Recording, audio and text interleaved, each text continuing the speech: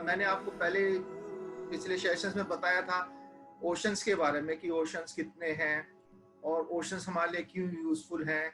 फिर हमने देखा था ओशंस में नमक कैसे आता है, ये भी हमने देखा था। उसकी माइथोलॉजी, कुछ कहानियां सुनी थी, लोग क्या मानते थे कि कैसे नमकीन हो गया पानी है।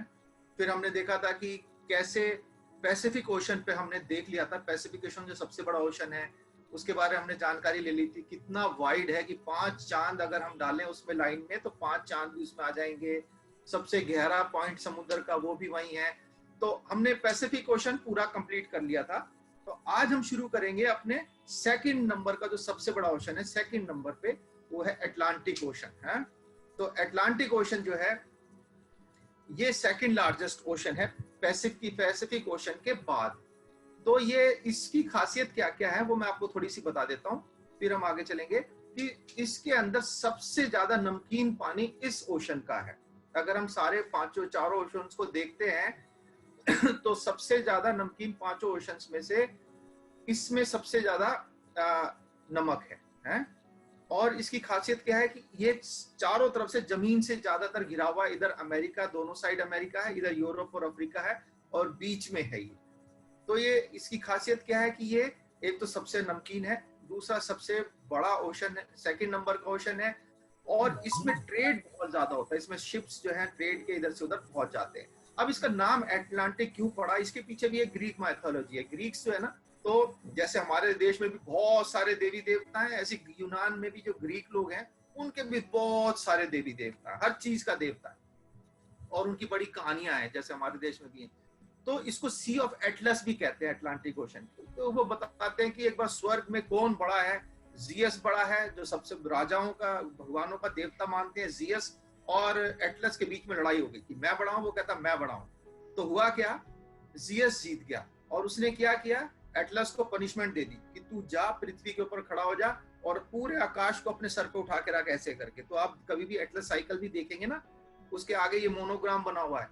एटलस जो देवता है वो पूरे आकाश को इन्होंने गोल दिखाया है, वो आकाश को ऐसे अपने कंधों पे लेके खड़ा है ताकि पृथ्वी पे ना गिर जाए।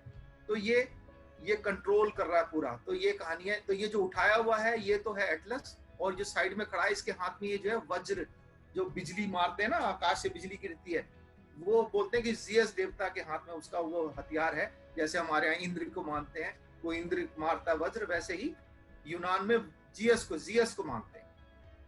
और इसकी एक खासियत क्या है कि ये एक सबसे यंगेस्ट है।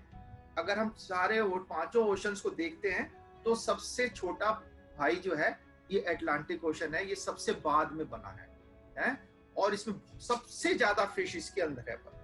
अगर सब संसार के जितने भी ओशंस की हम फिशों को देखेंगे तो सबसे ज्यादा फिशिंग इसी वाटर्स में होती है, और सबसे ज्यादा फिश इसके अंदर है। और इसमें बहुत तेल भी है, जमीन के अंदर गैस है, तेल है, बहुत है इसके अंदर। हाँ, और इसकी एक खासियत क्या है, जैसे मैंने आपको बताया था कि सबसे गहरा जो पॉइंट है दुनिया में, अगर हम सबसे गहरा माने, तो मैंने आपको बोला उसका नाम आपने मुझे बताना है। मैं सिर्फ बता रहा हूं कि वो 11 किलोमीटर का था, है ना, वो 11 किलोमीटर गहरा है वो वाला पॉइंट जो आपको बताना है मुझे लास्ट में। तो सेकंड नंबर का जो अगर हम सबसे डीप पॉइंट मानेंगे तो ये डीप है जो कि अटलांटिक ओशन में है। इसको मेलवाउकी डीप कहते हैं। ये तकरीबन 8.4 किलोमीटर गहरा है, जबकि वो जो वाला जो 11 किलोमीटर वाला है वो 11 किलोमीटर माउंट एवरेस्ट भी उसके अंदर चला जा सकता है। और ये तकरीबन ये माउंट एवरेस्ट जितना नहीं है, ये 8.4 किलोमीटर है, और माउंट एवरेस्ट करीब 8.8 किलोमीटर के करीब है। तो ये जो है इतना गहरा पॉइंट है। और ये आप देख सकते हैं कहाँ पे। अब ये देखिए, ये अमेरिका है ना, ये अमेरिका है, नॉर्थ अमेरिका जिसे हम बोलते हैं, यूनाइटेड स्टेट्स ऑफ अमेरिका। इसके साइड में समुद्र में कई टापू हैं, जैसे सबसे पहले आ जाता है क्यूबा, फिर आ जाता है हाइटी, पोर्टोरिको, और ये वर्जिन आइलैंड्स हैं। और वर्जिन आइलैंड्स के ऊपर ही यहाँ पे ये जो ट्रेंच है। अब मैंने आपको बताया था उस दिन ट्रेंच क्या होती है, 2 प्लेटें ऐसे चलती हैं, है ना, 2 प्लेट ऐसे चलती हैं, और एक प्लेट भारी हो जाती है, एक प्लेट हल्की हो जाती है। तो हल्की प्लेट, जो भारी प्लेट है, वो नीचे जाने लगती है और भारी प्लेट ऊपर चढ़ जाती है। तो जब वो नीचे जाती है तो ये जगह गड्ढा बनता चला जाता है, और इस तरह से ये ट्रेंच बन जाती है। तो इस तरह से ही ये ट्रेंच बनी है। हाँ, और ये बहुत गहरी है, यहाँ पे है। और अब इसको सबसे भूखा या सबसे ज्यादा प्यासा ओशन भी बोलते हैं। अगर आपसे पूछे भाई सबसे ज्यादा कौन सा ओशन है जिसको सबसे ज्यादा प्यास लगती है, तो आप बोलेंगे ओशन को प्यास कैसे लगती है। तो उसका कारण यह है कि दुनिया की जो बड़ी बड़ी नदियां हैं, समुद्र में जितनी भी नदियां गिरते हैं, उस नदियों में से अटलांटिक ओशन में सबसे ज्यादा नदियां, बड़ी नदियां गिरती हैं। जैसे मैंने आपको नक्शे में दिखाया, देखिए यहाँ पे मिसिसिपी रिवर गिर रही है, जो बड़ी नदियां हैं, छोटियों को अभी हम गिन ही नहीं रहे। यहाँ पे अमेजन नदी है, जो कि मैंने आपको बताया था जब हम बता रहे थे कि अमेजन नदी का पानी दुनिया की बड़ी बड़ी सारी नदियों को मिलाएं उससे भी ज्यादा अमेजन नदी का पानी है। तो अमेजन नदी है, पनामा नदी है, ये अफ्रीका से नाइजर नदी आ रही है, इधर से कॉन्गो नदी आ रही है, और ऊपर से यूरोप से भी कई नदियां आ रही हैं, और ये मेडिटेरियन सी जो है ना बीच में, उसमें भी कई नदियां गिरती हैं आके। जैसे नाइल नदी आती है, ऊपर से राइन नदी, वोल्गा नदी, ये सब आके मेडिटेरियन सी में गिरती हैं, और ये अटलांटिक से मिला हुआ है। तो ये नदी जो है, ये इसलिए इसको बोला गया कि सबसे प्यासा ओशन है, इसमें बहुत सारी नदियां गिरती हैं। आपने मेडिटेरियन सी तो देखा है ना, ये मेडिटेरियन सी देखो, ये बीच में मेडिटेरियन सी है ना। अफ्रीका और यूरोप के बीच में एक बहुत बड़ी सी है, ये ओशन नहीं है, ये सी है जो कि अटलांटिक ओशन से मिली हुई है। और ये छोटी सी जगह जो ये दिख रही है, इसकी वजह से ये सी बनी हुई है। अब ये सी कब बनी, कैसे बनी, पहले थी या नहीं थी, इसके ऊपर बड़ी कंट्रोवर्सी है। तो एक कहते हैं कि ये पहले कुछ करीब 5.5 मिलियन साल पहले ये जो थी, ये बंद यहाँ पे कुछ ऐसा नहीं था, ये बिल्कुल खाली जमीन थी, है ना। और ये बाद में इसमें पानी आया। उसका कारण क्या है? उसका कारण ये रॉक ऑफ जिब्राल्टर, इसका याद रखना, नाम बड़ा फेमस है, ये वर्ल्ड वॉर 2 में भी बड़ा फेमस था। और ये कमाल की बात यह है कि देखिए ये है कहाँ पे, ये यहाँ पे है, पोर्चुगल के पास, है ना, सॉरी स्पेन के पास है ये। पर इसका मालिक पता है कौन है? इंग्लैंड ये है ऊपर, ये इंग्लैंड है, ये इसका मालिक है, और ये यहाँ पे बैठा हुआ है, क्योंकि ये बड़ा स्ट्रेटेजिक पॉइंट है। स्ट्रेटेजिक मतलब जिसके पास ये रॉक ऑफ जिब्राल्टर होगा, वो पूरे मेडिटेरियन सी को संभाल सकता है ना। तो ये जो रॉक है, इसको अगर एक कहावत भी है कि भाई as strong as rock of Gibraltar, कि रॉक ऑफ जिब्राल्टर जैसा स्ट्रॉन्ग, ये बहुत हार्ड पत्थर है, बहुत मजबूत पत्थर है। और ये हुआ क्या, मैं आपको एक वीडियो दिखाता हूं, कैसे ये रॉक ऑफ जिब्राल्टर की वजह से ये मेडिटेरियन सी सूख गई थी, और फिर कैसे इसी की वजह से दोबारा बनी। आप देखिएगा इसको।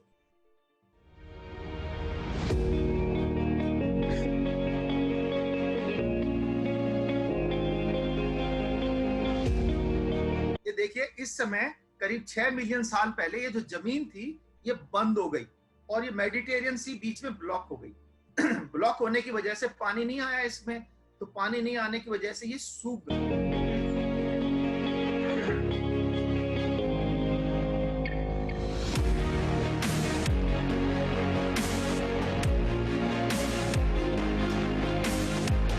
पर ये पूरी तरह से नहीं सूखी थी, इसमें बहुत नमक हो गया था, बहुत ज्यादा नमक हो गया, क्योंकि पानी सूख गया, पानी सारा उड़ गया, नमक वहीं रह गया, तो बहुत ज्यादा नमकीन हो गया। और इसमें बहुत सारे लोग भी बस गए थे आके, है ना, उनके अवशेष और ये सब मिलते हैं। तो उसके बाद क्या हुआ, फिर एक बड़ा बाढ़ आई, बहुत बड़ी बाढ़ आई, और इस बाढ़ की वजह से ये रॉक ऑफ जिब्राल्टर को पार करके ना पानी अंदर आ गया। तो आप ये देख रहे हैं, आपने इस स्लाइड में देखा था कैसे ये रॉक कट गई है ना, यहाँ से पानी अंदर आ गया, और ये पानी फिर उसके बाद देखिए, अब ये पानी फिर से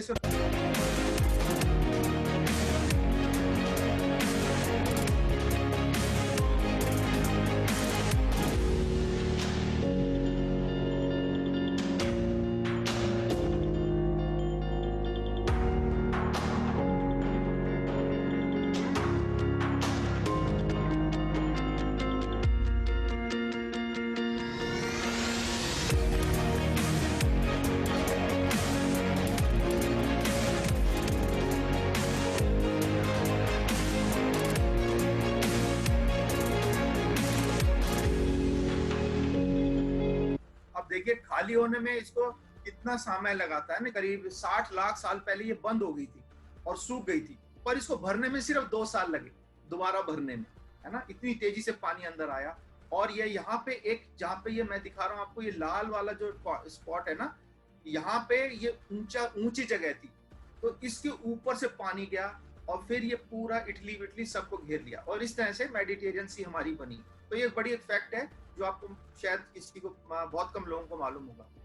दूसरी बात, अटलांटिक ओशन एक बड़ी चीज, एक बहुत फेमस है एक बात के लिए कि उसमें तूफान बहुत आते हैं, हरिकेन्स बहुत आते हैं, है ना। मैंने आपको बताया था हरिकेन, टॉर्नेडो, साइक्लोन, ये सब एक ही चीज है, जगह जगह के हिसाब से इसका नाम अलग है ना।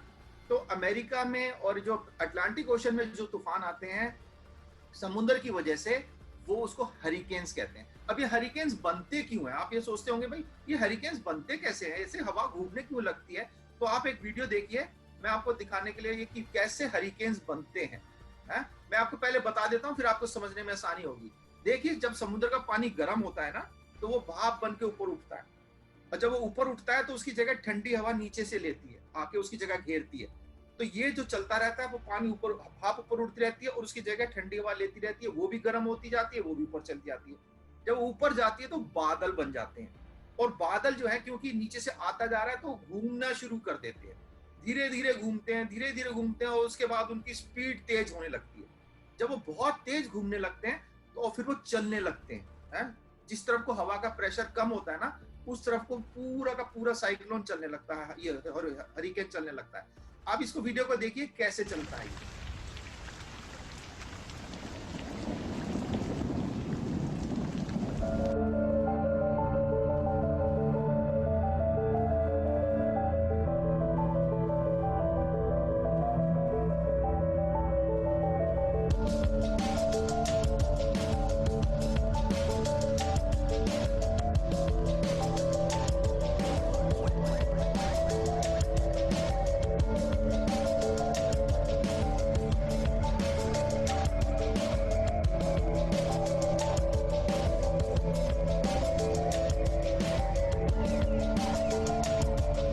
3 चीजें चाहिए इसको। एक तो गर्म, समुद्र का पानी गर्म होना चाहिए। जब गर्म होगा तो नमी वाली हवा ऊपर उठेगी, है। दूसरा पॉइंट ये जरूरी है। और तीसरा क्या चाहिए होता है? ऊपर की हवा ठंडी होती है। आपको ठंडा हवा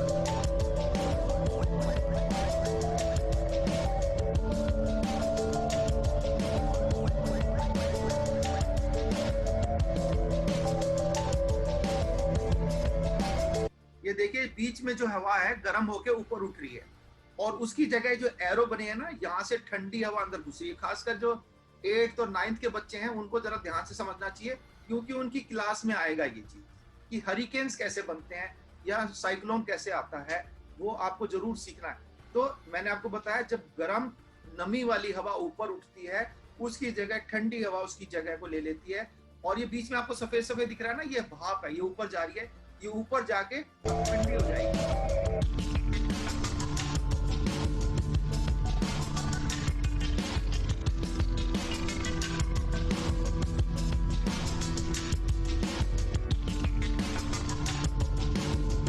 ये ऊपर जाके बादल बन गए, और बादल क्योंकि नीचे से हवा आती जा रही है और ऊपर चढ़ती जा रही है, तो वो घूमना शुरू हो जाते हैं, है ना। और उसके बाद ये बड़ा होता चला जाता है, और फिर ये जाके करना शुरू कर देता है। इस तरफ को हवा का प्रेशर कम होता है, उस तरफ को बढ़ना शुरू कर देता है। वो बहुत नुकसान करता है।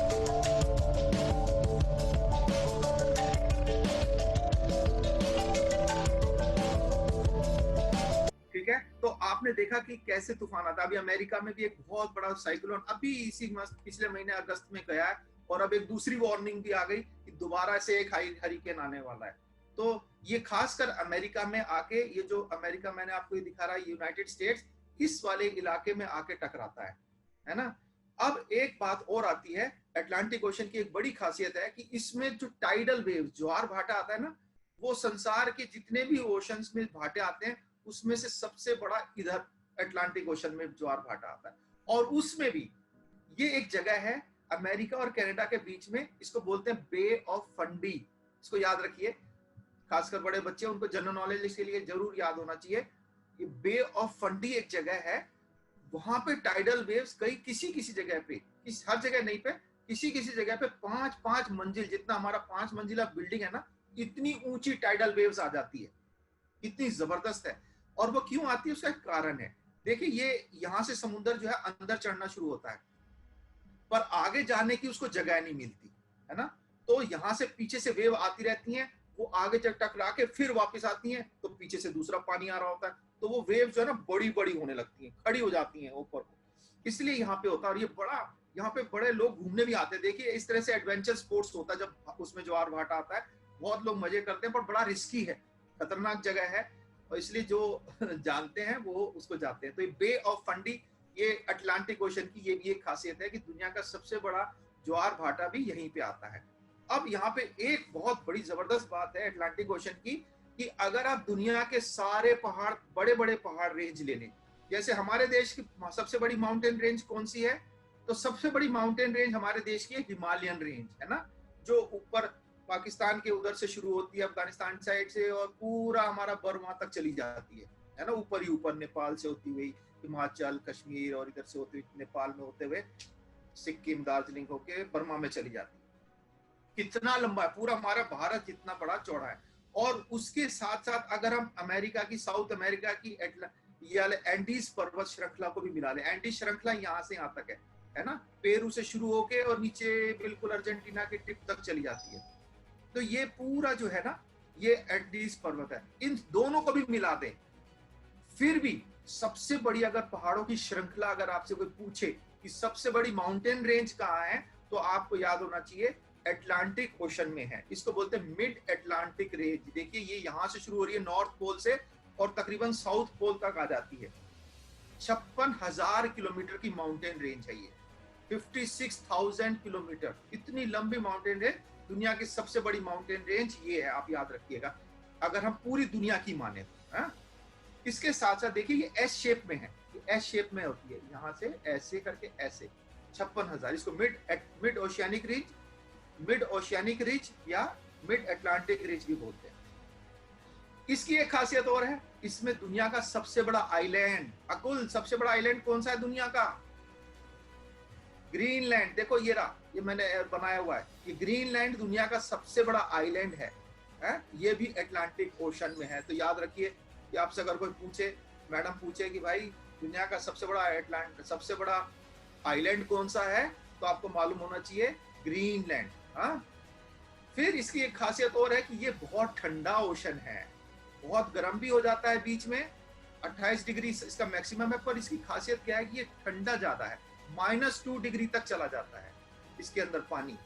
ये टाइटैनिक जहाज है जो समुद्र के अंदर डूबा हुआ है, और इसमें जो लोग मरे थे ना, तो उनका मरने का ज्यादा कारण यही था कि पानी बहुत ठंडा था, वो हाइपोथर्मिया से मर गए, उनका दिल का धड़कन पानी में ठंडे होने की वजह से मर गए। नहीं तो इतने लोग मरते नहीं, पानी में तैरते रहते, कोई जहाज आके बचा लेता, पर वो पानी के अंदर जो भी गिरा वो बर्फ बन गया बेचारा, उसका दिल की धड़कन बंद हो गई हाइपोथर्मिया से, वो मर गए। अब ये जहाज के ऊपर मैं थोड़ा सा देख रहा था, ये पानी के अंदर करीब 3 किलोमीटर से ज्यादा पानी के नीचे पड़ा हुआ है। कैसे हुआ था एक्सीडेंट, मैं आपको थोड़ा सा बता देता हूँ, और फिर आपको एक वीडियो दिखाता हूँ कि कैसे हुआ था। तो ये जो जहाज था ना, इसके अंदर 16 एयरटाइट कंपार्टमेंट्स थे, बहुत बड़ा जहाज बनाया था, और 2 कंपनियों के बीच में बड़ा कंपटीशन था कि हमारा जहाज बड़ा और लग्जरियस है और जल्दी अमेरिका पहुंचेगा। उस टाइम एरोप्लेन नहीं थे, तो जो भी सफर होता था वो बड़े बड़े जहाजों से करते थे पानी के। तो उन्होंने कंपटीशन किया, मेरे पास ज्यादा कस्टमर आने चाहिए, तो इन्होंने बहुत बड़ा जहाज बनाया, इसका नाम रखा टाइटैनिक, और इसको बोला कि ये कभी डूबेगा नहीं। और इसके अंदर ना डूबने का कारण क्या था कि इन्होंने नीचे एयर टाइट कंपार्टमेंट्स बनाए थे इसमें हवा के, जिसके अंदर की पानी नहीं घुस सकता। अगर इसके अंदर ऐसा बनाया था कि अगर 2 या 3 में भी पानी घुस जाता ना, पानी अगर टूट के घुस जाता, तो भी ये नहीं डूबता। पर इनका कमाल किस्मत का ऐसा रहा कि ये इसके शुरू के 5 कंपार्टमेंट्स ज्यादा बड़ा इसको डैमेज नहीं हुआ था, सिर्फ एक पतली सी क्रैक आया था, और वो 5 कंपार्टमेंट्स लंबा क्रैक। प्रॉब्लम यहाँ हो गई, तो पानी जो है ना उन कंपार्टमेंट्स में घुस गया और शुरू के 5 कंपार्टमेंट्स पूरे भर गए। इस वजह से ये कुछ ही घंटों में, घंटा भी नहीं लगा इसको लगभग डूबने में, बहुत जल्दी डूब गया था। अब कैसे डूबा था मैं आपको एक वीडियो दिखा रहा हूँ, आप उसमें देखिएगा। All right, that looks good. Ships veering to port, 22 knots. ये एक बर्फ का आइसबर्ग था, इनको बताया गया था कि इस पानी के अंदर बहुत ठंडे ठंडे पानी है, और इसे बड़े बड़े बर्फ के टुकड़े जिनको आइसबर्ग्स कहा जाता है वो वहां से नॉर्थ पोल से टूट के पानी के अंदर आ गए हैं। तो आप जब जाएं तो थोड़ा ध्यान से जाना। पर इनके अंदर जल्दी थी, इनको था कि हम जल्दी से सबसे पहले अमेरिका पहुंच के दिखाएंगे कि हम इतनी स्पीड से हम अपने पैसेंजर्स को लेके गए ताकि हमारा नाम हो जाए कि भाई ये सबसे तेज पहुंचाते हैं, तो सब लोग हमारे पास आने लगेंगे। तो कैप्टन ने इसको फुल स्पीड पे चलाया। इसकी फुल स्पीड जो थी करीब 40 किलोमीटर प्रति घंटे की रफ्तार से ये पानी में चल रहा था। और ये बड़ा बर्फ का टुकड़ा इनके सामने आ गया और इसको जो ऊपर वॉच टावर से बैठे थे लोग, ठंडा था, फॉग था, तो इतना क्लियर दिखा नहीं, पर जब उन्होंने देख के बताया तब तक देर हो गई और ये इन्होंने sideswipes the iceberg. Murdoch ports around the iceberg, try to keep from hitting the propellers. That looks pretty good. Okay, so now we're watching an accelerated time. अब ये देख रहे हैं इसके शुरू के 5 कंपार्टमेंट जो आगे के हैं, इसमें शुरू में पानी भर गया। अगर ये 2 में भी भरता ना तो ये डूबता नहीं, 3 में भी भरता तो भी नहीं डूबता, पर ये 5 एक साथ भर गए। यही नुकसान गड़बड़ हो गई सारी। We see the first 5 compartments flood. They equalize pretty quickly. Bows pulled down. We see the port list. Port list looks right. That looks like about 9 degrees. Well, you can really see the effect of that list on the flooding. और इनके अंदर इतना confidence था कि हमारा जहाज नहीं डूबेगा, तो इन्होंने क्या किया, जो बोट्स होती है ना, लाइफ बोट्स जिसको बोलते हैं, वो कम लेके गए। जितने पैसेंजर थे उस हिसाब से लाइफ बोट्स नहीं लेके गए। उन्होंने कहा हमारा जहाज डूब ही नहीं सकता, क्या करेंगे, काम का इतना वजन उठा के ले जाना। वो लाइफ बोट्स कम लेके गए और जब लाइफ बोट्स में लोग बिठाए वो भी कम बिठाए। उन्होंने सोचा नहीं डूबेगा, अभी भी नहीं डूबेगा है। तो ये शुरू में क्या हुआ, ये बिल्कुल लाइव जैसा हुआ था ना एग्जैक्टली, उसका वीडियो बनाया है एनिमेशन में, कैसे कैसे हुआ था। तो शुरू के 5 कंपार्टमेंट्स भरा और जहाज नीचे को झुक गया। आगे देखिए।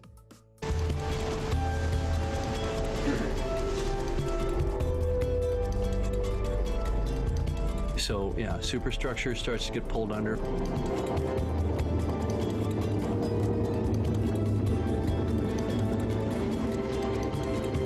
Funnels collapse at their base. Now the bow is accelerating downward. That looks good. We're starting to see the stern come up. We got our maximum peak stress, and yeah, boom, boom, brakes. Okay, bow swinging down. That looks good. The double keel hang on, and then they separate.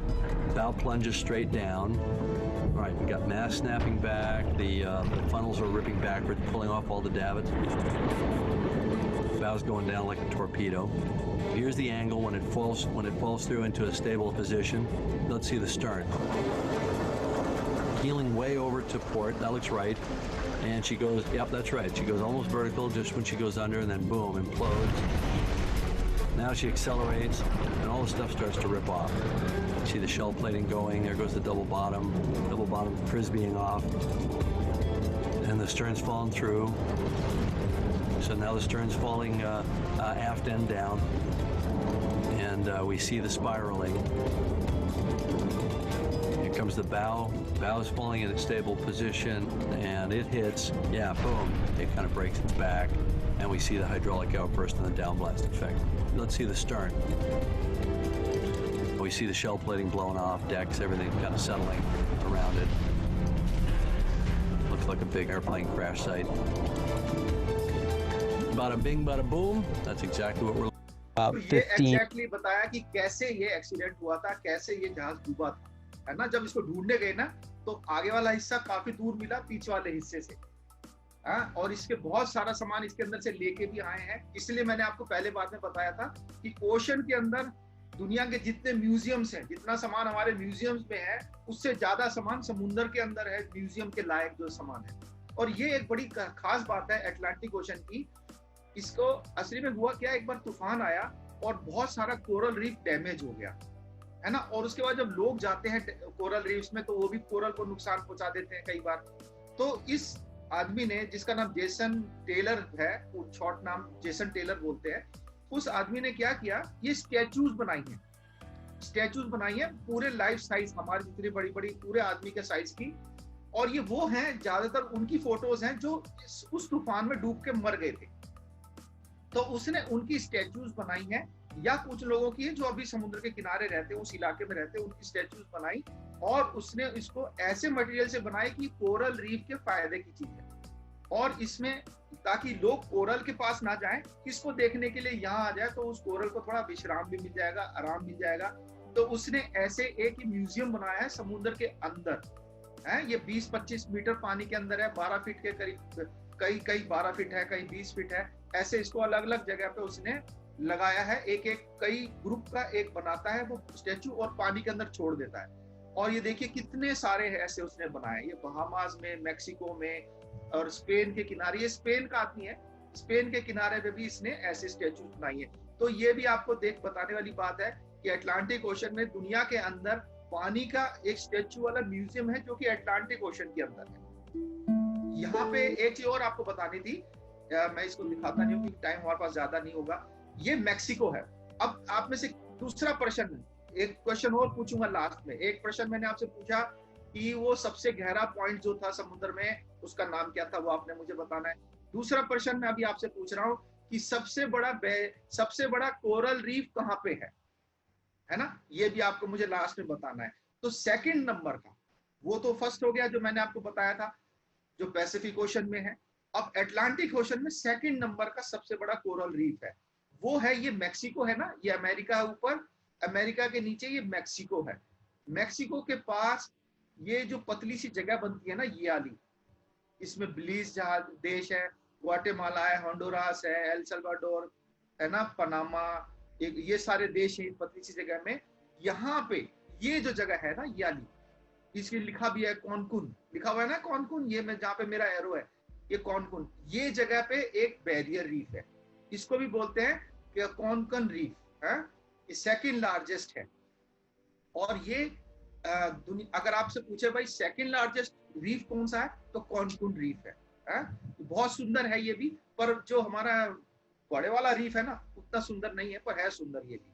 Atlantic में एक बहुत आपने सुना होगा, सबने नाम सुना होगा, द बर्मुडा ट्रायंगल, इस पे पिक्चर भी बनी है, बहुत सारी किताबें भी छपी हैं, और बहुत सारे लोगों की वो है, यहाँ पे एलियन रहते हैं, यहाँ पे कुछ और है, यहाँ पे कोई मैग्नेटिक फील्ड है, यहाँ पे अमेरिका ने कुछ कर रखा है, बहुत सारी कहानियां हैं। क्योंकि इस जगह में ना क्या होता था, बहुत सारे एक्सीडेंट हुए इस इलाके के अंदर। ये ट्रायंगल एरिया है, कोई लाइन नहीं लगी हुई है, पर ये एक एरिया है। ये मियामी अमेरिका फ्लोरिडा के जो यहाँ से लेके बर्मुडा एक आइलैंड है, और यहाँ पे ये पोर्टोरिको जो देश है, इस इलाके को, ये ट्रायंगुलर इलाका है, इसके अंदर बोलते हैं कि भाई जैसे कोई जहाज जा रहे थे, 5 लड़ाई के जहाज जा रहे थे, और उनका जो कंपास था ना, डायरेक्शन बताने वाला, वो उल्टा सीधा घूमने लगा, कभी नॉर्थ, कभी साउथ, कभी वेस्ट, कभी ईस्ट, कभी कुछ कुछ दिखा रहा है। फिर उनका जो वॉकी टॉकी जो आपस में कम्युनिकेशन करते हैं वो बंद हो गया। फिर इसी तरह से वो वो खो गए, उन्हें पता ही नहीं लगा हमें जाना कहाँ है, और वो कहीं समुद्र में, उनका कुछ पता ही नहीं चला आज तक। इसी तरह से बहुत सारे जहाज, बहुत सारे पानी के जहाज इस इलाके में खो गए। तो इसको बोला गया कि भाई यहाँ पे कुछ जरूर कुछ सुपरनेचुरल चीज है जिसकी वजह से ये हो रहा है। पर अभी जब रिसर्च कर रहे हैं तो ऐसा कुछ भी नहीं है यहाँ पे, क्योंकि अभी बहुत सारे लोग जा रहे हैं। देखिए जैसे जहाज, और यहाँ पे कहते हैं जी बिजली कड़की और तूफान आ गया और हमारा डायरेक्शन खो गया, हम इसमें एलियंस हैं, ऐसी ऐसी बहुत सारी बातें आई। पर इसमें ना तो ऐसा कोई कहता जी मुझे एक आग का गोला दिखाई दिया अचानक से और मेरे को कुछ भी पता नहीं चला और मेरा जहाज डूब गया, पूरे जहाज गायब हो गए।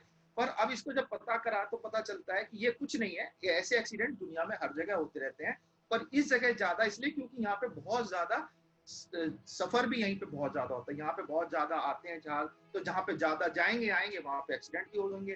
तो इसलिए इसको बोला गया कि ह्यूमन एरर से है, ऐसा कुछ नहीं है। अभी लोग जाते आते हैं, ऐसा कोई भी प्रॉब्लम वहां पे अभी नहीं है। पर ये एक बड़ी फिक्शन की बात है। अब इस ओशन में एक मछली रहती है जो कि बहुत पुरानी, 60 मिलियन ईयर्स, यानी 600 लाख, 600 लाख है, 6 करोड़ हो जाएगा, 6 करोड़ साल। हाँ, वो मछली जिसको सोचा गया था ये मर चुकी है, पत्थरों के अंदर इसके फॉसिल्स मिले थे, कि हम सोचते थे कि भाई ये मछली का फॉसिल मिला है, किसी जमाने में ऐसी मछली होती थी। पर अभी इस ओशन में ये मछली भी जिंदी मिल गई, और ये काफी बड़ी मछली है, 6 फुट की है, 6 फुट 6 इंच और 90 किलो की मछली है। ये जिंदगी मिली है। एक इसको लिविंग फॉसिल बोलते हैं, जीवित फॉसिल की इतना पुराना जमाने की चीज अभी तक जिंदा है। तो हम अब इंडियन ओशन पे आ जाते हैं जल्दी से। ये सबसे छोटा, बड़ों में से सबसे छोटा नहीं कहेंगे, जो 5 हैं उनमें से तीसरे नंबर पे इंडियन ओशन आता है? और ये जो है इसका एरिया आप देख सकते हैं, इधर अफ्रीका है, इधर इंडिया है, बर्मा, बांग्लादेश, इधर इंडोनेशिया, ऑस्ट्रेलिया, इसके बीच का जो एरिया है ये इंडियन ओशन कहलाता है। ठीक है, इसको इंडियन ओशन कहते हैं। और इसकी एवरेज डेप्थ जो है ना वो करीब 4 किलोमीटर के करीब है। और इसकी एक, हमारा देश का ये ओशन है, हमारे देश के नाम से है, पर इसमें एक बात है, इसके अंदर बहुत कम, दोनों बाकी ओशंस के मुकाबले में इसमें जो मछलियां और प्राणी है ना बहुत कम है, बहुत कम है। उसका कारण है क्योंकि इसका पानी बाकी ओशंस के हिसाब से ज्यादा गर्म है? पानी ज्यादा गर्म है इसका ना, ये इसका पानी ज्यादा गर्म होने की वजह से क्या होता है, इसमें फाइटोप्लैंक्टन जो जो पानी के अंदर खाना बनाते हैं और सूरज की रोशनी से खाना बनाते हैं, वो बहुत कम होते हैं। तो जब खाना कम होगा तो खाने वाले कहाँ से आएंगे? तो इसलिए इस समुद्र में इसको सबसे गर्म ओशन भी माना गया है, और इसके अंदर सबसे कम ऑक्सीजन भी इस ओशन में है, और सबसे कम प्राणी भी इसके अंदर है ना। तो ये इंडियन ओशन की एक खासियत है, ये याद रखिएगा। और ये ना अब और सबसे बड़ी बात क्या है कि ये और गर्म होता जा रहा है हमारी करतूतों की वजह से। तो ये आप देख रहे हैं ना, जो ब्लू स्पॉट्स जो दिख रहे हैं, ये बता रहे हैं कि इसका पानी और गर्म होता जा रहा है, गर्म होता जा रहा है, जिसकी वजह से इसमें ऑक्सीजन कम होती जा रही है, तो जीवित प्राणी और भी कम होते जाएंगे। और इसके अंदर इसको पहुंचने के लिए इसमें 2-3 खास बातें मैं आपको बता दूं। इसमें आने जाने के लिए 3-4 जगह हैं जिसके तरीके से आप इस इंडियन ओशन में आ सकते हैं। स्ट्रेट ऑफ मलक्का, पहली बात, स्ट्रेट होता क्या है ना? स्ट्रेट किसको बोलते हैं? दो जमीन की बड़ी जगहों के बीच से रास्ता, जैसे इंडिया और श्रीलंका के बीच का ये जो जगह है, इसको भी हम स्ट्रेट कहते हैं, है ना? इसको हम स्ट्रेट कहते हैं इंग्लिश में। तो ये स्ट्रेट है, तो ये स्ट्रेट ऑफ मलक्का है, जिससे चाइना, जापान और ऑस्ट्रेलिया अगर इंडियन ओशन में आना होगा तो स्ट्रेट ऑफ मलक्का से ही उनको आना पड़ेगा। तो ये स्ट्रेट ऑफ मलक्का है, बहुत इंपॉर्टेंट है। दूसरा है यहाँ पे, ये इसको बोलते हैं ईरान, ये ऊपर ईरान है और नीचे कतर, और ये है, इसको बोलते हैं स्ट्रेट ऑफ हॉर्मूज। ये बड़ा फेमस है इस टाइम है, क्योंकि यहाँ पे बहुत लड़ाइयाँ चल रही हैं। यहाँ पे अमेरिका ने अपने जहाज भी ले आया था ईरान के ऊपर, जब ईरान के ऊपर पाबंदी लगाई थी, तो यहाँ पे ईरान ने कहा कि इस जगह से हम किसी को जाने नहीं देंगे, अगर हमारे को ज्यादा तंग करोगे तो हम ये स्ट्रेट ऑफ हॉर्मूज को बंद कर देंगे, यहाँ से हम किसी को जाने नहीं देंगे। तो ये स्ट्रेट ऑफ हॉर्मूज बहुत फेमस है इस टाइम आपको याद रखना चाहिए है। और ये एक और ये वाला जो स्पॉट है, ये वाला यमन और जिबूती, ये जो ऊपर जो देश है ना पतला सा अफ्रीका के इस में, इसको हॉर्न ऑफ अफ्रीका भी बोलते हैं, याद रखिएगा। जो बच्चे बड़े हैं वो याद रखें, इसको हॉर्न ऑफ अफ्रीका बोलते हैं। अगर आपसे पूछे भाई हॉर्न ऑफ अफ्रीका क्या है, तो जिबूती जो देश है ना, ये डी साइलेंट है, इसमें डी साइलेंट है। ये जिबूती जो देश है इसका ये हॉर्न ऑफ अफ्रीका है। और ये जो पतली सी जगह है इसको बोलते हैं बाल एल मंदेब है, बाल एल मंदेब। ये जो जगह है ये भी एक स्ट्रेट है, ये 3-4 जगह हैं, और इसी के ऊपर जाके ये रेड सी बन जाता है, रेड सी में हमारा सुएज कैनाल आ जाती है। तो ये 2-3 जगह हैं जिसकी वजह से जिससे हम इंडियन ओशन में आ सकते हैं, तो ये आपको याद रखना चाहिए। और इसकी खासियत क्या है कि दुनिया में जितना भी तेल निकलता है उसका 40% इंडियन ओशन में से निकलता है। हमारे देश में तीसरा पर्सन आपसे पूछूंगा लास्ट में, हमारे देश में जो ऐसे समुद्र के से तेल निकालते हैं वो एक बड़ी फेमस स्पॉट है, उसको क्या कहते हैं? हमारे देश में भी ऐसे, जैसे ये लगाया हुआ है ना, ऐसी समुद्र के अंदर से एक जगह बहुत पुराने जमाने से, काफी सालों से वहां पे हम तेल निकाल रहे हैं, उसका नाम आपसे पूछूंगा, लिख लो, कई क्वेश्चन में भूल जाऊंगा क्या क्या पूछना है लास्ट में, ठीक है। इंडियन ओशन में जैसे मैंने आपको बताया था, अटलांटिक ओशन में मैंने आपको बताया कि यहाँ पे सबसे गहरा स्पॉट कौन सा था, गहरा स्पॉट था, मैंने आपको बताया, देखिए ये मेलवी के डीप है। और पैसिफिक ओशन का प्रश्न आपसे पूछूंगा, वो आपने बताना है, सब पैसिफिक ओशन का सबसे गहरा स्पॉट कौन सा है। तो फिर मैंने आपको बताया था कि अब इंडियन ओशन में सबसे गहरा स्पॉट अगर हम देखें इंडियन ओशन में, तो इंडियन ओशन का सबसे गहरा स्पॉट है ये जावा ट्रेंच, जो जावा, ये जो स्पॉट है ना जावा ट्रेंच, ये तकरीबन 7 किलोमीटर की है। सबसे गहरा स्पॉट 11 किलोमीटर का, सेकंड नंबर का 8.4 किलोमीटर का, तीसरा स्ट्रेच जो है वो जावा ट्रेंच है। देखिए इसमें आंसर लिखा हुआ है, जो स्मार्ट बच्चे होंगे ना वो पकड़ लेंगे वाला आंसर भी जो मैं पूछ रहा हूँ आपसे। चलो खैर आगे चलते हैं हम। ठीक है, अब आगे चलते हैं। तो यहाँ पे एक इंडियन ओशन में एक और खासियत है, आप ये पहाड़ की लाइन देख रहे हैं ना, ये पहाड़ की लाइन, ये बड़ी फेमस लाइन है, ये वाली लाइन, ये समुद्र के अंदर है। इसको बोलते हैं 90 ईस्ट रिज, इसको भी याद रखिए। और यहाँ पे हमारे आइलैंड्स हैं यहाँ पे कुछ, है ना, यही जो ईस्ट रिज के कुछ पहाड़ हैं वो जमीन से बाहर आ गए हैं, उनको क्या कहा जाता है, यहाँ पे कौन से आइलैंड्स हैं, है ना, ये भी एक क्वेश्चन है। यहाँ पे है अंडमान एंड निकोबार आइलैंड्स, हैं ये वाले islands, Andaman and Nicobar islands, ये इंडिया के आइलैंड्स हैं जो कि 90 ईस्ट रिज के हैं। ठीक है, अब हम आते हैं अपने चौथे ओशन पे। इस ओशन, ये इसकी खासियत क्या है कि ये छोटा है ना, सबसे छोटा नहीं है, सेकंड लास्ट है। इसको बोलते हैं एंटार्क्टिक का ओशन, एंटार्क्टिक, एंटार्क्टिक जो कि साउथ पोल है, सदर्न पोल उसको बोलते हैं ना। ये पूरा लगभग ज्यादातर बर्फ से ढका हुआ है, और इसके इंडियन ओशन, इधर अटलांटिक ओशन, इधर पैसिफिक ओशन, उनके बीच में ये छोटे से छोटा सा आइलैंड है। और ये पूरे ओशन का सिर्फ 6% है, छोटे सा ही है 6%। और इसके अंदर खासियत क्या है कि बड़े बड़े आइसबर्ग, जिससे टाइटैनिक टकरा गया था ना, देखिए ऊपर तो इतना सा दिख रहा है पर नीचे कितना बड़ा है ये, है ना, इसमें बड़ी जबरदस्त पावर होती है। और ये इसके अंदर ये बहुत रहते हैं, बड़े डेंजरस चीज है शिप्स के लिए। और ये बहुत एक कमाल की बात है, लोगों ने, इंसान ने भी हर जगह बिजनेस करना सीख लिया है ना, हर चीज का फायदा उठाता है। अब देखिए ये जो बर्फ है ना, इस पानी, ये जो बर्फ है ये कम से कम 10,000 साल पुरानी है 10,000 साल कम से कम, क्योंकि आइस एज मानते हैं कि 10,000 साल पहले आया था, उसके बाद ये बर्फ जमी हुई है। तो बोलते हैं कि ये बर्फ जो है ना प्योरेस्ट फॉर्म ऑफ वाटर है। अगर आप संसार का सबसे शुद्ध पानी मांगेंगे तो वो ये पानी होगा, है ना। तो अब लोगों ने क्या किया, अब हंटिंग करते हैं इसकी। देखिए ये है न्यू फाउंडलैंड इलाका कहलाता है, ये न्यू फाउंडलैंड। तो यहाँ पे बड़े बड़े पूरा नॉर्थ पोल के पास है, ये ग्रीनलैंड है, ग्रीनलैंड भी आधा बर्फ से भरा हुआ है। तो यहाँ पे बर्फ को निकालते हैं समुद्र, ये जो आइसबर्ग की बर्फ को तोड़ते हैं और इसको पिघला के इसका पानी बनाते हैं। और आप हैरान होंगे, एक बोतल $11 की बिकती है, यानी 70 रुपए का भी, अगर 75 रुपए का $1 हुआ तो 11 से मल्टीप्लाई कर दीजिए, कितना महंगा पानी हो गया ये, है ना।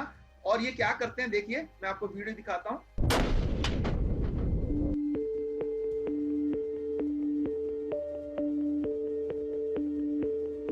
ये गोली मार के किसी जानवर को नहीं मार रहा, ये बर्फ को तोड़ रहा है, बर्फ को तोड़ते हैं और बड़े बड़े ब्लॉक्स को लाके उसको पिघलाते हैं और फिर उससे पानी बनाते हैं।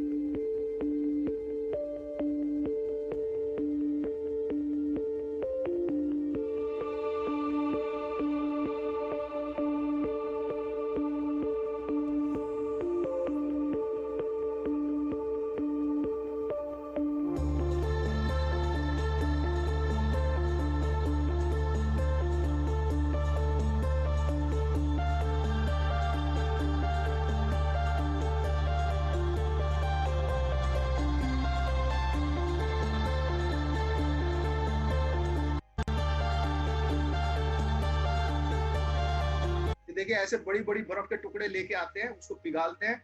और बड़े बड़े लोगों ने अपना बिजनेस छोड़ दिया, अपने नौकरियां छोड़ दी, ये काम कर रहे हैं।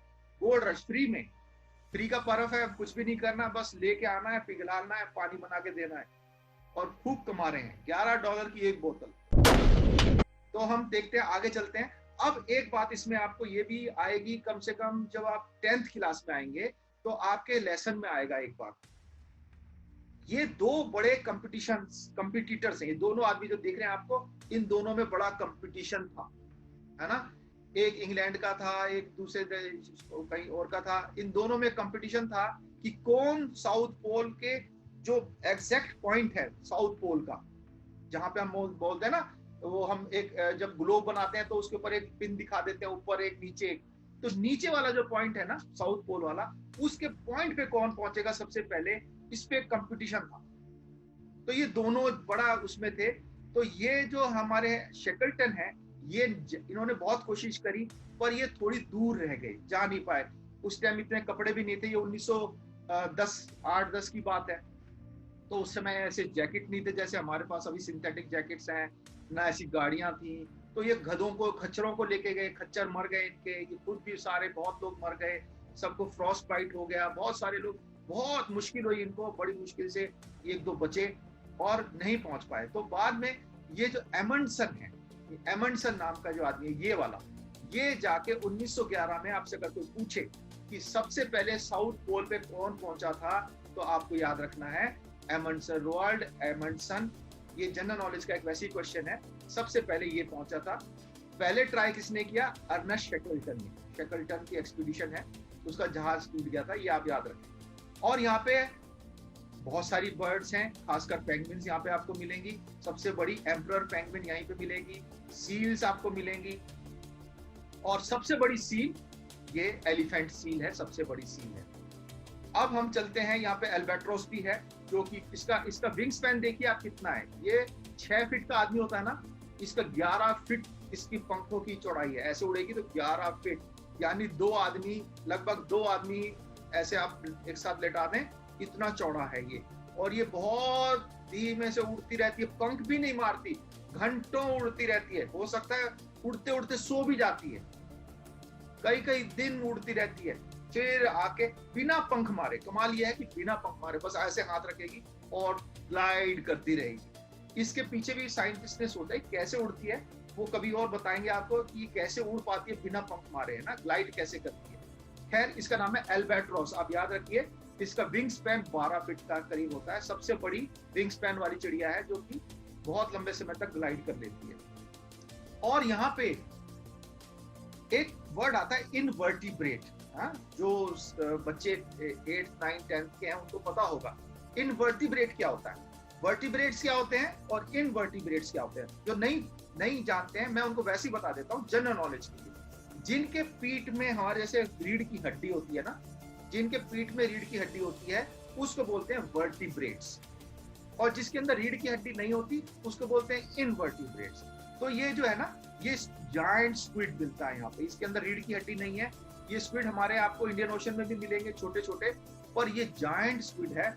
ये तकरीबन 15 मीटर का, ये जो आप देख रहे हैं ना, ये असली स्क्विड पड़ा है, कोई वो फोटोशॉप नहीं किया हुआ है, ये सच में इतना बड़ा है। ये 19 फीट का होता है, 15 मीटर का, 15 मीटर कितना बड़ा हो गया, इतना बड़ा जायंट स्क्विड है।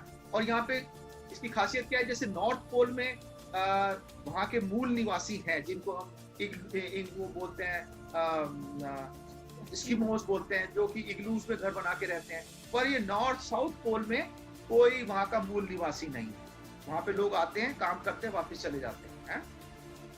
और अब हम आ जाते हैं, अब ओशंस के ऊपर फिर से आ जाते हैं। हमने सारे ओशंस लगभग देख लिए, हमने आर्कटिक ओशन को छोड़ दिया, वो भी तकरीबन नॉर्थ साउथ पोल की तरह ही बर्फ का है। और हम उसको आगे चलते हैं कि अब समुद्र के लिए हम थोड़ी खास बातें मैं आपको बता देता हूँ। ओशंस के अंदर बड़ी मजेदार बात है, अगर आप समुद्र का सारे पानी में से सोना निकाल लेंगे ना, तो हर आदमी को तकरीबन 9 पाउंड सोना हर आदमी को मिल जाएगा, पर आप निकालेंगे कैसे, वो बड़ा मुश्किल है। तो समुद्र के पानी के अंदर इतना सोना है कि हर आदमी को 9 पाउंड सोना मिल सकता है अगर हम सारे पानी का गोल्ड निकाल लें। 20 मिलियन टन गोल्ड बताते हैं, 20 मिलियन टन। और इतने सुंदर ओशन को, इतने सुंदर चीजों को जो हमने आपको बताई, अब हम क्या कर रहे हैं, है ना। देखिए हम कितना कूड़ा, मिलियंस ऑफ टन्स डंप कर देते हैं इसके अंदर, पूरा ये सारा प्लास्टिक हमने डाल दिया, है ना। और एक चीज जो वहां पे समुद्र के अगर किनारे आप जाते हैं तो आपको सबसे ज्यादा पता है कचरा क्या मिलेगा, सिगरेट के ये बर्ड्स। लोग सिगरेट पी के फेंक देते हैं और ये गलता नहीं है ना, ये ऐसी चीज का बना हुआ गलता नहीं। तो ये बहुत आपको सबसे ज्यादा मिलेगा समुद्र के किनारे में। प्लास्टिक की बोतलें, खाने के डब्बे, ये सब तो मिलेंगे ही, और ये भी बहुत मिलेगा ना। और ये देखिए जो हम प्लास्टिक फेंकते हैं ना, वो इस तरह से हो जाता है, टूट टूट के। जब वो बहुत पुराना होता जाता है, टूटता जाता है, गलता नहीं है कभी भी प्लास्टिक, वो हजारों लाखों साल में भी जाके नहीं गलेगा, पर वो टुकड़े टुकड़े हो जाता है। अब टुकड़े होने के बाद बहुत नुकसान करता है, क्योंकि पानी में घुल जाता है, पानी में मिल जाता है। और पानी के अंदर घुलने के बाद क्या नुकसान करता है देखिए। अब इस चिड़िया ने इतना प्लास्टिक खा लिया, इसको ये रंग बिरंगा दिखा, इसने खाती गई, अब इसका पेट तो भर गया, इसको लगा मेरा पेट भरा हुआ है, इसने खाना खाना छोड़ दिया और ये भूख से मर गई। जबकि ये मरी तो इसके पेट के अंदर इतना प्लास्टिक था। और ये तो पानी की चिड़िया है। अब आप मछली देखिए, मछली के अंदर भी इतना प्लास्टिक है। जो आप मछली अब खाते हैं ना, तो आप ये ना सोचिए कि आप बिल्कुल शुद्ध मछली खा रहे हैं, उसके अंदर भी बहुत सारा प्लास्टिक आप खा रहे हैं। देखिए कितना प्लास्टिक इस मछली के पेट में से निकला है। छोटी सी मछली है, बड़ी मछली नहीं है। और हम क्या कर रहे हैं, ओशन को एसिडिफाई कर रहे हैं। क्योंकि जब हम फैक्ट्री चलाते हैं ना, देखिए यहाँ पे हमारी गाड़ी चल रही है, हमारी फैक्ट्री चल रही है, उससे धुआं आ रहा है, कार्बन डाइऑक्साइड गई, और ऊपर से जब बारिश हुई तो कार्बन डाइऑक्साइड उस पानी में मिल गया और वो जाके समुद्र में आ जाता है और पानी एसिडिफाई हो जाता है। जिसकी वजह से क्या हो रहा है, हमारे सारे कोरल रीफ मरते जा रहे हैं। और हमारी जो शेल वाली मछलियां होती है ना, सीपियां, शंख, इस एसिड की वजह से वो अपना शंख नहीं बना पाती। अपने ऊपर जो अपना कवर बनाती है ना, सीपियों का कवर होता है, वो गल जाता है एसिड की वजह से, तो वो भी नहीं बना पा रही है। और अल्टीमेटली नुकसान किसको हो रहा है, पूरी सृष्टि को, जिसमें हम भी हैं, हमें भी नुकसान हो रहा है। तो ये बहुत नुकसान इसकी वजह से हो रहा है। देखिए ये एसिड की वजह से मछलियां मर मर के किनारे पे आ गई। ये पानी के अंदर एसिड हो गया, इन्हें किसी ने जहर नहीं दिया है, ये एसिड की वजह से किनारे पे मर के आ गई। और देखिए इसको बोलते हैं घोस्ट नेट, यानी भूत वाले नेट।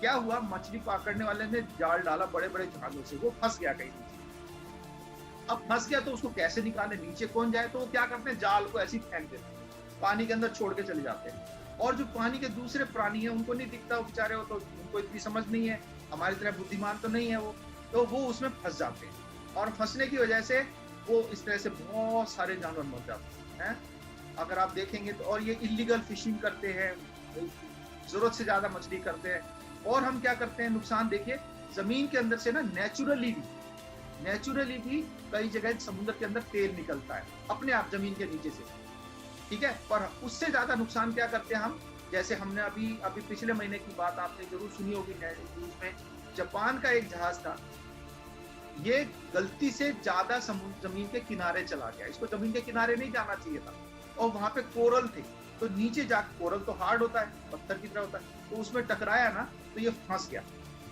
फंसने से और नीचे का हिस्सा फट गया। और ये टैंकर था, इसके अंदर करीब 4,000 मिलियन गैलन तेल था, इसके अंदर बहुत तेल था इसके अंदर, क्रूड ऑयल। वो सारा बह के अब ये देखिए बाहर आ गया। अब ये बह के आ रहा है, और ये देखिए ये हालत हो गई। तो ये रशिया का सीन है, रशिया में भी ये चीज हुई है। रशिया में एक नॉर्थ पोल की तरफ, रशिया में वहां पे भी एक तेल का जो टैंक वो था, बड़ा टैंक था, वो लीक कर गया और उसका सारा तेल बाहर आ गया। अब इसका नुकसान किसको हुआ, देखिए इस चिड़िया का हाल, इसको पूरा इसके ऊपर तेल चिपक गया, ग्रीस की तरह होता है। हम जो तेल कहते हैं, तेल की बात करते हैं, मट्टी का तेल, तो वो तेल नहीं है जैसे हम पेट्रोल डीजल डाल रहे हैं, चलो भाई गिरा पानी में गए तो घुल जाएगा। ये एकदम ग्रीस की तरह होता है, चिपक जाएगा आपके ऊपर, टूटेगा नहीं, गाढ़ा होता है। इसके अंदर बहुत सारी चीजें होती हैं, इसको रिफाइन करके हम पेट्रोल बनाते हैं। तो अभी चिड़िया का देखिए, ये बचने की है नहीं जब तक इसको कोई धो ना दे। मछलियां मर मर के बाहर आ गई तेल की वजह से। और ग्लोबल वार्मिंग से क्या हो रहा है, समुद्र का लेवल बढ़ रहा है। अगर हम जैसे समुद्र का लेवल बढ़ने से क्या होगा, देखिए अभी 2010 में ये दिखा रहे हैं कि यहाँ तक पानी, ये घर जो था उसके किनारे तक पानी था, 2050 में घर के ऊपर चला गया, यहाँ तक आ गया। और अगर 2100 की बात करें तो बहुत सारे शहर पानी के अंदर चले जाएंगे, हमारा बॉम्बे नहीं मिलेगा हमें, है ना। और अमेरिका के कई शहर, करावती आइलैंड, अंडमान निकोबार आइलैंड्स, ये सब कुछ भी नहीं मिलेगा हमें। अगर हम जिस तरह से बर्फ को पिघाल रहे हैं, ये सब खत्म हो जाएंगे। और ये मैंने आपको दिखा दिया। इससे क्या होता है, जब हम ग्लोबल वार्मिंग की वजह से करते हैं, आगे आगे जैसे अगर हम समुद्र को नुकसान कर रहे हैं, क्या होगा, तूफान और बड़े बड़े आएंगे, जैसे आने भी लगे हैं। पहले अमेरिका में इतने तूफान नहीं आते थे, अब हर महीने, हर दूसरे तीसरे महीने तूफान आ जाता है। तो अब ये तूफान हमारे यहाँ बढ़ते जा रहे हैं। अभी फिलीपींस में भी बहुत तूफान आया था, है ना।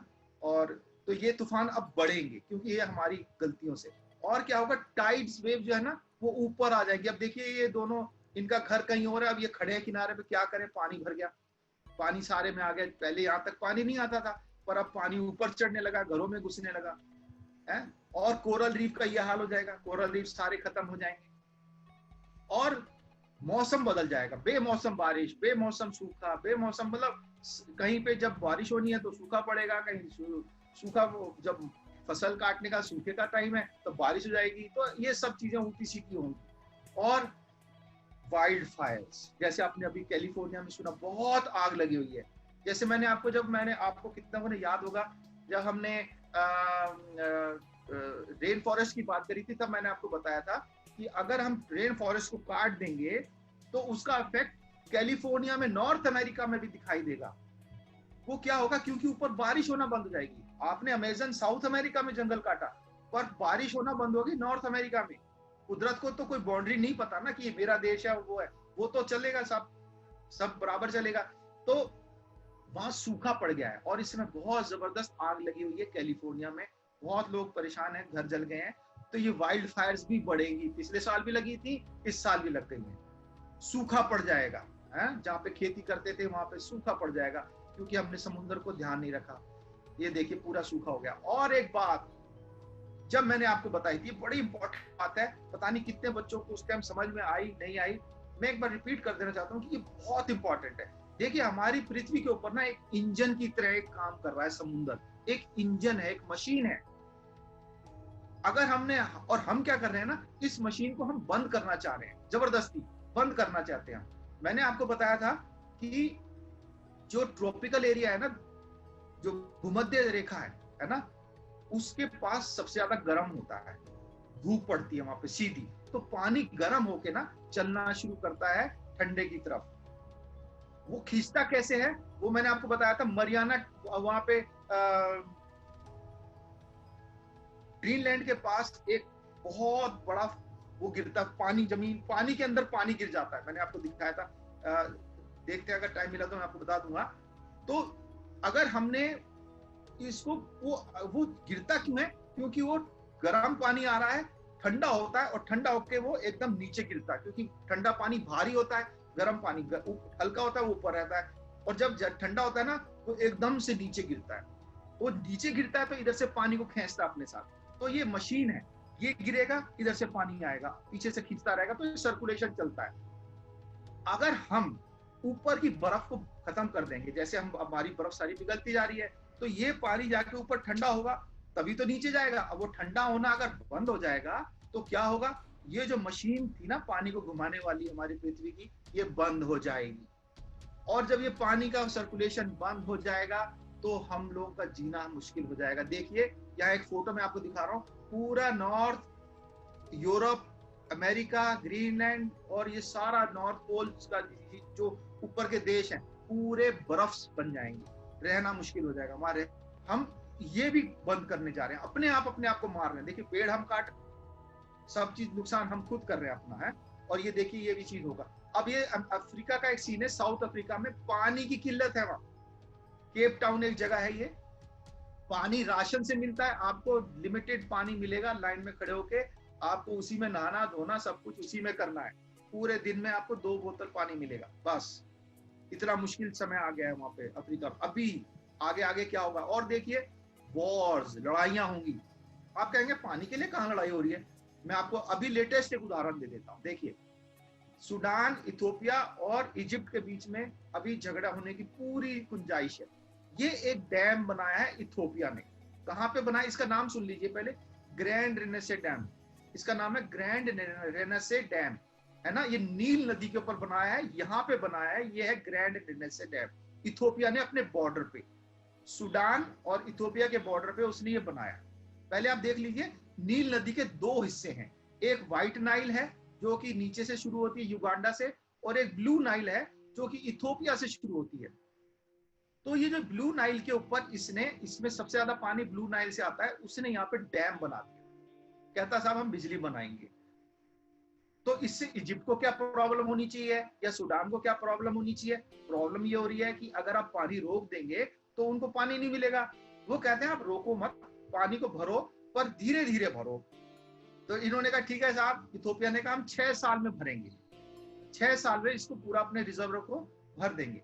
पर वो कहते हैं नहीं, 6 साल में नहीं, आप इसको 12 साल में भरें या और भी लंबे समय में भरें। तो इसी बात पे अब पानी का झगड़ा हो रहा है, क्योंकि अगर इथियोपिया ने पानी रोक दिया तो इजिप्ट को पानी मिलेगा नहीं, इजिप्ट की तो लाइफ लाइन है ये, इसी से उसका जीवन है। अगर आप नील नदी को बंद कर देंगे, इजिप्ट खत्म हो जाएगा, इजिप्ट में कुछ भी नहीं बचेगा।